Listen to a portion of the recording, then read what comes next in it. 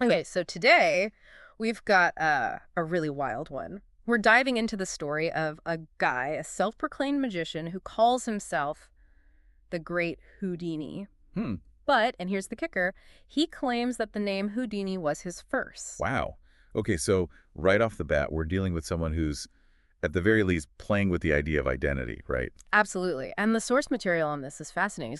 He's crafted this whole narrative around the name Houdini. He claims he found it in some like old magician's booklet when he was a kid. A booklet. Yeah, and get this, he was just drawn to it, like it called to him or something. That's kind of how a lot of us in magic, even just as an audience, feel about that name, though, right? Yeah. Houdini.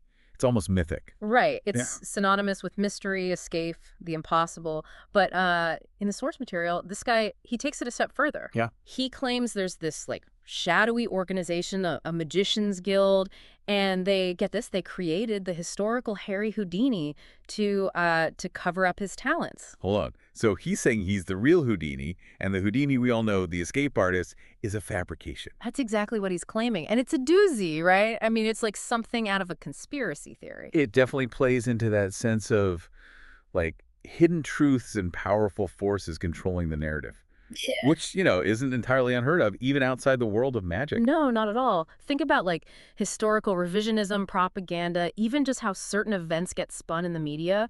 But to claim that a whole historical figure was fabricated, Right? It's a big leap. And it immediately makes you wonder, like, okay, what's this guy's angle?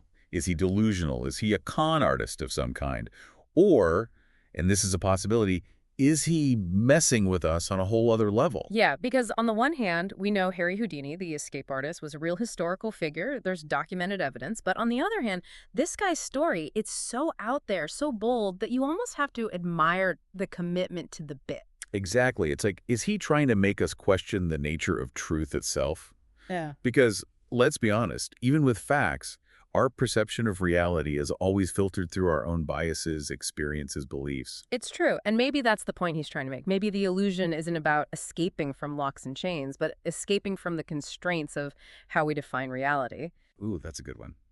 Escaping the preconceived. It's very meta, very fitting for someone claiming the Houdini mantle. And that's what makes this deep dive so interesting. Whether this guy truly believes his story or if it's all a carefully constructed persona, he's forcing us to confront the blurry line between reality and illusion. Absolutely. And, it makes me wonder, what if we all had the chance to create a persona for ourselves, shrouded in mystery and intrigue? What name would we choose and what would it say about us? It's a question worth pondering because sometimes the stories we tell ourselves, the identities we craft, can reveal more about us than any objective truth.